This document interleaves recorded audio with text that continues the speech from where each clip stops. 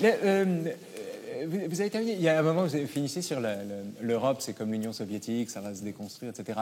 L'une des critiques de l'Europe, c'est de dire que c'est l'UE-RSS. Jusqu'où est-ce que vous validez ce mais je crois qu'il y a beaucoup de slogan, points, il y a beaucoup de points communs. C'est-à-dire que dans un cas comme dans l'autre, ça part d'une idée généreuse. Ouais. Non, c'est vrai, c'est une idée généreuse. Il y a une différence entre l'humanisme de Jean Monnet et le communisme soviétique. Mais enfin bon. Oui, mais j'ai dit au départ, je suis désolé, mais au départ, la révolution russe, c'était une révolution qui est animée par des idéaux de nobles sentiments qui sont généreux. Mais comme je le disais tout à l'heure, qui veut faire l'ange fait la bête. Et la construction du socialisme, elle était fondée sur quoi? Sur l'idée que on allait bâtir un homme nouveau, Homo soviéticus, un peuple nouveau, le peuple soviétique, et que ceci allait se faire, on allait combattre les intérêts individuels, c'était le mal. Et donc tout le monde devait travailler pour la collectivité. En pratique, cette idée, un peu inspirée, c'est une espèce de laïcisation des évangiles en définitive, si vous y réfléchissez bien, eh bien cette idée a débouché partout et tout le temps, dans toutes les civilisations, sur tous les continents, par des tyrannies, parce que c'était inefficace, parce que lorsqu'on retire aux gens l'intérêt individuel, progressivement, les gens n'ont pas envie de travailler. Et les gens, La construction européenne, en fait, c'est un petit peu la même chose. Il s'agit de créer un citoyen européen, Homo Europeus, qui est une création artificielle, parce que je suis désolé, mais si on demandait dans la rue, par exemple, à n'importe qui est le président de la République fédérale d'Allemagne, vous n'aurez pas 0,1% de bonnes réponses. Les gens ne le savent pas. Les gens se désintéressent. Et encore, je parle de l'Allemagne. Si je leur demande quelle est la présidente de la Lituanie, par exemple, les gens n'y connaissent rien. Qui est la présidente de la Lituanie? Je crois que c'est Mme Grybauskaité, il me semble, et qui est ceinture noire de judo. Mais oui, parce que moi, je m'intéresse vraiment à l'Europe. Parce que vous aimez le Japon. Attendez, je termine. Et la construction européenne, elle est fondée sur l'idée que ce sont les intérêts nationaux qui sont mauvais. Il fallait, sous le communisme, combattre les intérêts individuels. Là, c'est les intérêts nationaux. Mais de même que quand on combattait les intérêts... C'est pas parce que vous dites que c'est mal que ça n'existe plus. D'ailleurs, dès que vous aviez comment dirais-je, que vous réinjectiez, par exemple, l'open terre individuel en URSS, dès que les gens retrouvaient l'intérêt individuel, d'un seul coup, ça redémarrait. Comment la Chine est-elle sortie du communisme sans le dire? En créant justement des zones économiques spéciales où on a permis aux Chinois, qui sont des commerçants nés, de nouveau de développer leurs intérêts individuels. La construction européenne, c'est la même chose, mais avec les intérêts nationaux. On dit c'est mal, les intérêts nationaux. Donc on est censé, c'est ce que dans le jargon de la langue de bois européiste, on appelle les égoïsmes nationaux.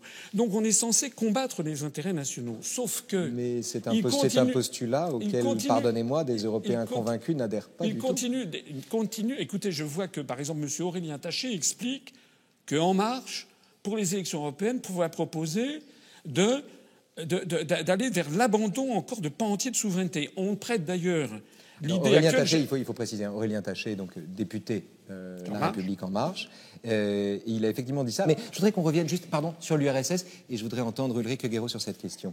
Je vous fais des objections qui ne sont pas les miennes, qui sont celles de Jean Quatremer. Que vous connaissez bien, dont le livre « Les salauds de l'Europe », d'ailleurs je vais le prendre parce qu'il faut le voir quand même, à la fin d'une vérité, on regarde toujours la vérité d'en face. Voici l'ouvrage. L'intérêt de ce livre, je pense que vous serez d'accord là-dessus, c'est que les 60 premières pages de ce livre, je pense que vous l'avez lu, les 60 premières pages de ce livre listent, et rendent raison d'ailleurs, listent tous les arguments qu'on peut faire contre l'idée d'une construction européenne. Et puis, il en vient à dire qu'aucun de ces arguments ne lui semble justifier l'abandon du projet européen, et il en vient notamment à la comparaison entre l'Europe et l'URSS. Et il dit que l'Europe n'a aucun trait d'un empire, parce que ce n'est pas la domination militaire d'un État sur des États vassaux. Bon, ça, je pense qu'on sera d'accord là-dessus.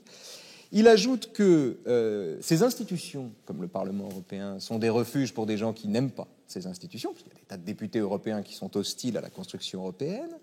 Il ajoute aussi que le droit à la sécession n'est pas exactement le même quand on pense au printemps de Prague ou à Budapest, si vous voulez, alors qu'on voit ce qui se passe avec le Brexit. C'est plus facile de sortir de l'Europe que de sortir du glacis soviétique. Et il ajoute enfin une objection que je trouve plus forte encore. Il dit il n'existe en Europe aucun gouvernement central, tout le pouvoir politique, et quasiment à peu de choses près, dans la main des États, ce qu'on appelle le Conseil européen. Et à cet égard, Quatremer pointe, c'est là-dessus que je voudrais vous entendre, l'ironie qu'il y a et le paradoxe qu'il y a d'entendre des eurosceptiques réclamer une Europe des nations quand le Conseil européen a déjà tous le pouvoir, François Asselineau? Alors, est-ce que l'Europe des nations n'existe pas, d'une certaine manière, déjà? Alors sur ce dernier point, je connais l'argument de M. Quatremer, et ce qui est un argument assez éculé d'ailleurs, c'est-à-dire non, la Commission, ce serait des saintes ni touches, ils n'y pourraient rien, simplement ce seraient des chefs d'État et de gouvernement qui prendraient les décisions. Depuis 85. Ce qui est vrai, objectivement, c'est exact du point de vue juridique, ce sont les chefs d'État et de gouvernement. Mais vous avez la cybernétique administrative. Vous avez, si vous voulez, comment est-ce qu'une décision apparaît? C'est la Commission qui a le monopole des propositions. Elle n'apparaît dans les bureaux, dans des bureaux où il n'y a aucun peuple, où il y a en revanche tous les lobbies qui s'exercent. Vous avez Monsanto, vous avez BASF qui vont en permanence aller proposer des projets de résolution de directives. Tout ceci apparaît, monte comme ça progressivement, arrive tout ficelé devant les chefs d'État et de gouvernement. Et j'insiste sur le fait qu'un chef d'État ne peut pas dire non à tout. C'est comme ça. C'est ça, c'est toute la mécanique européenne, elle est là. Elle est dans cette idée que, par idéologie, parce qu'il faut construire l'Europe, il faut céder. Et permettez-moi, je voudrais quand même qu'on y revienne. Céder, vous l'écrivez comment? Céder, C-E-D-E-R.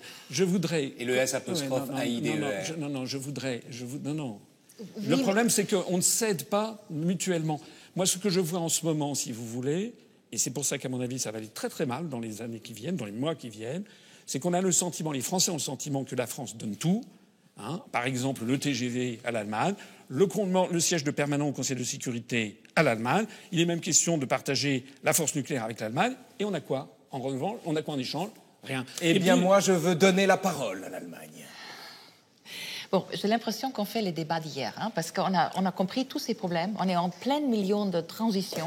Là, maintenant, très actuellement, il y a plein de projets sur la table pour la démocratisation, pour la parlementarisation de l'Europe. Il y a le TEDEM, d'ailleurs, une proposition française, Piketty, Antoine Bauchet et tout, traité pour la démocratisation de l'Europe. Macron, il a fait 4 discours. Là, maintenant, on parle de l'Eurozone budget, on parle d'un budget pour la zone européenne, on parle d'un parlement pour la zone euro. On est en train de rediscuter justement la question de la citoyenneté européenne au niveau des droits égaux.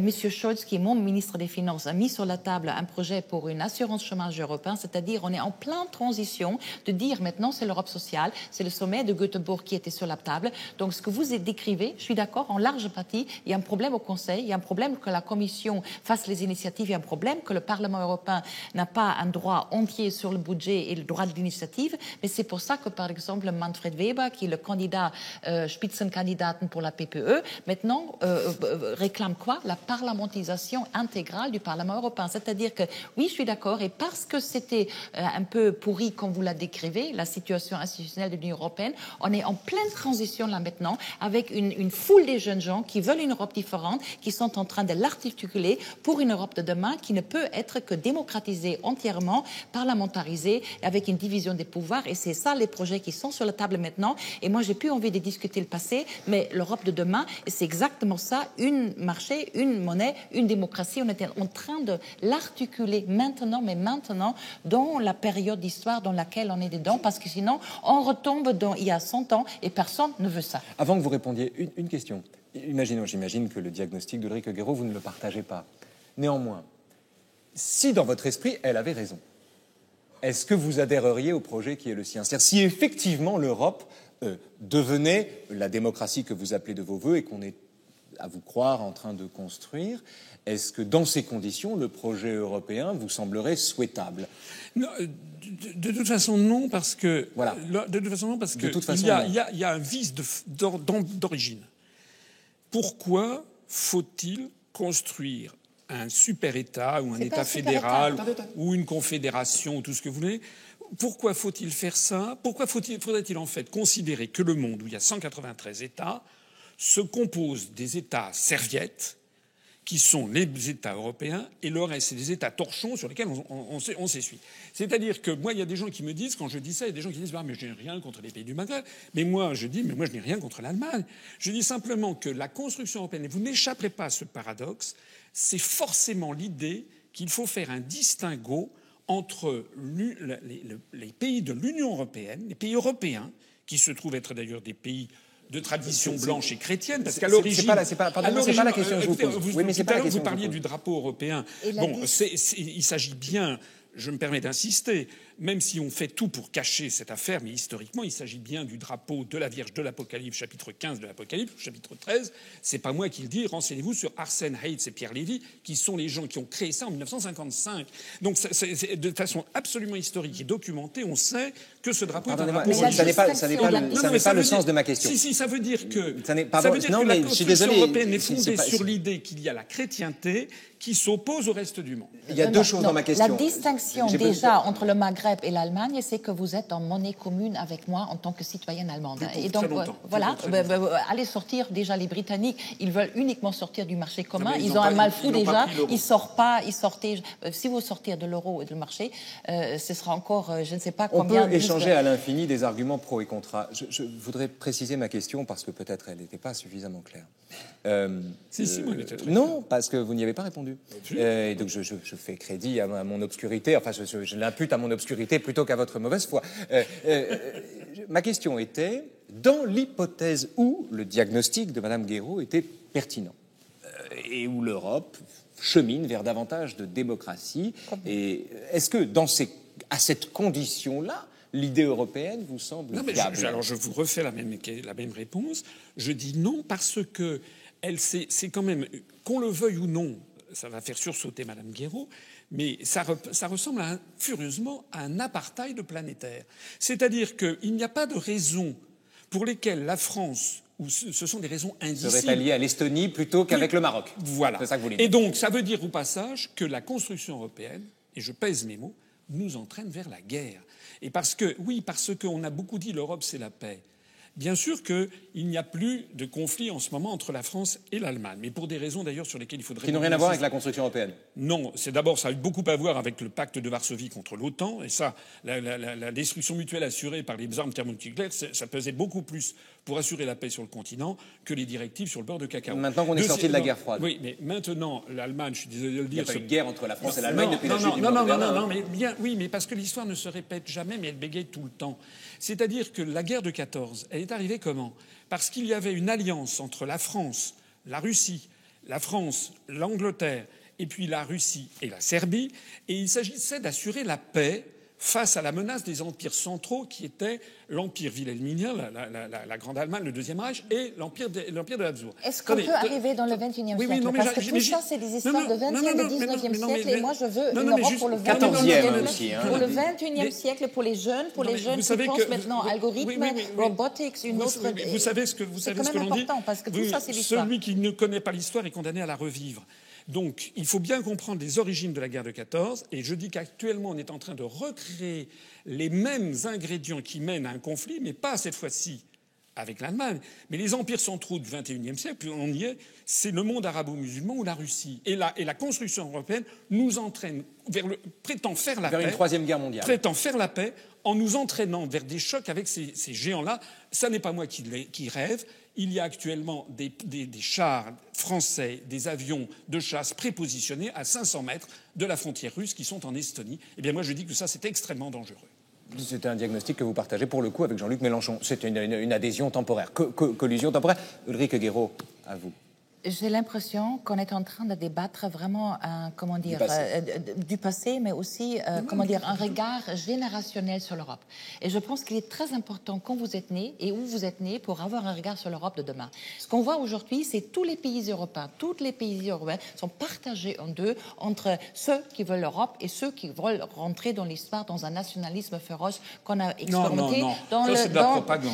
Regardez les Polonais, quand les démonstrations en Pologne et à Varsovie avec les émeutes presque nazies, aller en Saxonie, ce qui se passe là-bas. Donc, en fait, c'est vraiment la régression dans l'histoire et la régression de la civilisation. Voilà.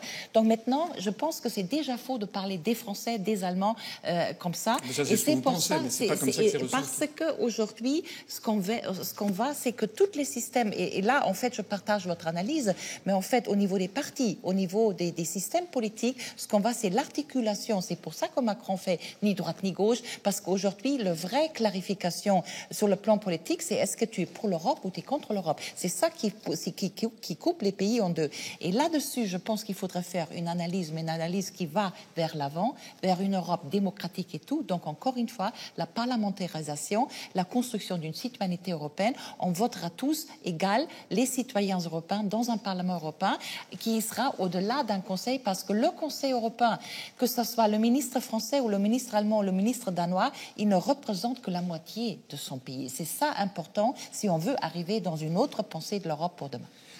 L'Europe, c'est la paix ou la guerre, je ne sais pas. En tout cas, ici, c'est la paix. Et la paix, c'est la possibilité de discuter sans se disputer. Je veux vous remercier l'un et l'autre d'avoir ainsi joué le jeu. Merci infiniment. Merci à vous. Merci à vous. Dankeschön, grüß Gott. Ja. Vous pouvez pas dire, il y a des choses que vous pouvez pas dire. Parce que si vous faisiez de la politique, vous pourriez pas les dire. Dire que les Français, ça veut dire quoi? Mais c'est ça déjà le problème. C'est que en politique aujourd'hui, je peux pas dire les. C'est partir des réalités. Oui, mais moi je parle des réalités. La réalité, c'est que les peuples sont divisés. C'est une. Oui, ça c'est vrai. Voilà. Et ça, ce n'est pas un argument contre le Frexit ou contre le Brexit. C'est un argument. C'est un argument pour articuler la démocratie européenne. Au-delà de la... Ça n'existe pas, la démocratie. Ça ne peut pas exister. Parce que... On a dit ça avant l'euro aussi. Hein. L'euro, c'est une utopie. Oui, mais l'euro va exploser. Mais il ne va pas exploser. Mais regardez, bien sûr. Parce que sinon, la France, elle est en naufrage. Et c'est pour ça que même Marine Le Pen ne veut pas quitter l'euro, même Mélenchon ne veut pas quitter. Non, mais Madame Le Pen ne connaît rien aux questions européennes. Excusez-moi, elle est incompétente. Voilà. En plus de tout le reste, elle ne connaît pas. D'ailleurs, personne. Et Mélenchon, il est incompétent aussi. Donc tout le monde est incompétent qui ne veut pas sortir. Écoutez, nous, nos responsables des questions monétaires chez nous, Vincent Brousseau, c'est un germaniste il est normalien, docteur en mathématiques, docteur en économie. Il est parti en 1999 à la BCE à Francfort. Il a passé 15 ans à la BCE, dont 6 ans au service de la politique monétaire. Et ensuite, il a adhéré chez nous. Et donc, on pourrait aller voir les conférences qu'on a mises en ligne. L'euro ne peut pas fonctionner. L'euro, d'ailleurs, toutes les monnaies plurinationales de l'histoire ont toujours explosé. Preaching the convince. L'euro ne peut pas fonctionner comme ça. Donc, la question, c'est est-ce qu'on change la gouvernance de l'euro? Vous savez ce que ça veut dire? On va la changer. Vous savez ce que ça veut dire, la changer? Ou alors ça pète. Vous savez ce que ça veut dire? Concrètement, ça veut dire que les Allemands vont devoir payer jusqu'à la fin des temps. Je suis allemande. Oui, mais je sais. C'est pour ça que je me bats dans mon pays. Oui, ils vont devoir payer jusqu'à la fin des temps pour les gars. Je vais vous raconter une anecdote qui est absolument vraie. Vous voulez voir mon Twitter post hier quand justement. Mais est-ce que vous êtes représentatif des Allemands? Assez. Hein. Voilà. Non, si. Hein. Déjà. Les Allemands sont d'accord pour payer les retraites des Grecs, des Italiens, des Polonais. On est en train de militer pour ça. Ça, je vous dis. Hein, parce que hier. Les Allemands qui appellent ça le Club Med ou sur le truc de Olaf Scholz, là, justement, on partage le siège à l'ONU. Mon Twitter post, c'est Emmanuel Macron devrait dire oui en échange des eurobonds. Et si maintenant on fait fiscal backstop et monetary backstop, les deux questions qui sont grandes ouvertes, parce que c'est Redemption Fund, c'est donc la... Et Olaf Scholz, il a dit quoi? On verra. On est en pleine discussion. On est en pleine discussion.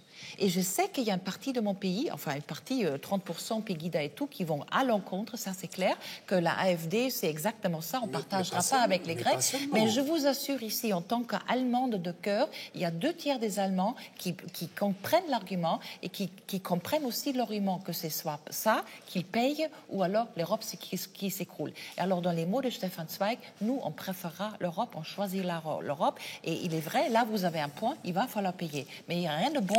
Mais il n'y a rien de bon gratuitement. Vous savez, je vais vous dire quelque chose. J'étais dans le cabinet ministériel dans les années 90. En 1996, je travaillais auprès de M. de Charette, ministre des Affaires étrangères. Je connais d'ailleurs. On était allé à Singapour pour préparer l'avenue de Jacques Chirac. Après, on avait accompagné Chirac. On avait été reçu à Singapour par M. Lee Kuan Yew, qui était le père fondateur de Singapour. C'est un homme qui a créé la cité-État de Singapour en 1965. Il est décédé il y a 2-3 ans. C'était quelqu'un d'extrêmement intelligent, qui était considéré, les Asiatiques disaient de lui, un si grand homme pour un si petit État. Lee Kuan Yew nous reçoit. 1996. Hervé de Charette dit dans quelques mois, nous allons avoir la monnaie européenne. Puis je vous rappelle que l'euro devait arriver en 97, puis ça a été reporté de 2 ans. Donc on était encore en 97. Et donc on était 3. Il y avait Lee Kuan Yew avec son collaborateur, il y avait Charette et moi. Donc le ministre français dit dans dans un an et demi, dans un an, nous aurons la monnaie européenne. Lee Kuan Yew, qui est un homme extrêmement écouté, qui était extrêmement écouté dans toute l'Asie, notamment par Deng Xiaoping en Chine, Lee Kuan Yew l'interrompt et lui dit Excuse me, ministre, l'entretien se passe en anglais. Excusez-moi, monsieur le ministre, je ne crois pas dans la survie de l'euro. Alors c'est incroyable parce que moi j'ai assisté à beaucoup d'entretiens. Attendez, on l'a fait. Il a survécu. Il a survécu 10 ans de crise. Pourquoi il est cohérent maintenant? Laissez-moi terminer. Laissez-moi terminer parce qu'il y a une suite. Dans les entretiens officiels au niveau des ministres ou des chefs d'État, ça ne se fait pas. On n'est jamais aussi brutal. Donc, M. de Charette sursaute et il prend un air... C'est un peu brutal de lui dire « je ne crois pas dans le sursaut ». Et comme Hervé de Charette savait ce que je pensais, il se tourne vers moi j'avais un sourire jusque-là. Et Lee Kuan Yew poursuit, et 1996, il dit « vous ne me ferez jamais croire que les Allemands accepteront de payer jusqu'à la fin des temps pour la Grèce, l'Italie, l'Espagne et le Portugal pour les retraites et les déficits. Je vous dis oui, parce que les Allemands maintenant se vont devant un choix historique. Et c'est ça, l'Europe pète, comme vous dites, ou alors on va faire un prix derrière l'Europe. Il n'y a rien de bon qui n'est gratuit. Et ce que l'euro a tenu les 10 ans, c'est déjà une merveille, parce qu'il y avait beaucoup de raisons qu'il pète en 15, quand il y avait l'affrontement entre Varoufakis et Schäuble et tout. Là maintenant, on a quand même passé le pire de la crise. On est en pleine reconstruction. Il y a beaucoup de propositions sur la table.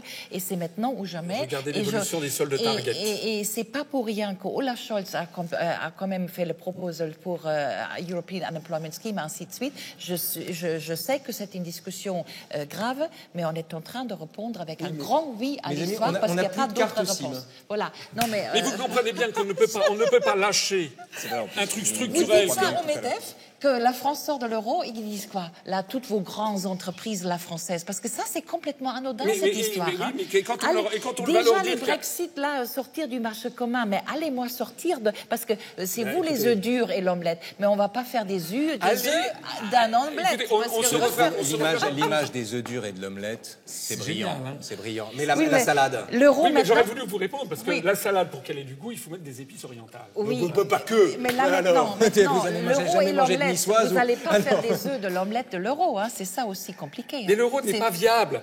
Est-ce que vous connaissez l'évolution des soldes de Target? Mais il existe. Hein, non, mais les soldes de Target 2. Il y a des gens pas viables. C'est Hans Werner Sinn et tout son discours. Là, l'euro a quand même maintenant une stabilité. Il était stable au niveau de l'échange à l'extérieur, au niveau de taux d'inflation. L'euro est stable comme jamais une monnaie a été stable, d'ailleurs pas le franc. Donc c'est une bonne monnaie et maintenant on va la contourer d'une démocratie. Non, c'est une excellente monnaie pour l'Allemagne parce qu'elle est meilleur marché que ne serait le Deutschmark. Et c'est pour ça que les Allemands maintenant ils vont. Les Allemands dégagent des excédents commerciaux géants et développent leur industrie. Et avec cette même monnaie, ils détruisent toute l'industrie des pays du Sud, France y compris.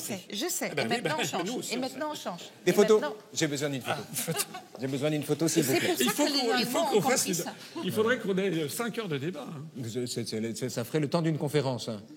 Bon, pas tout à fait.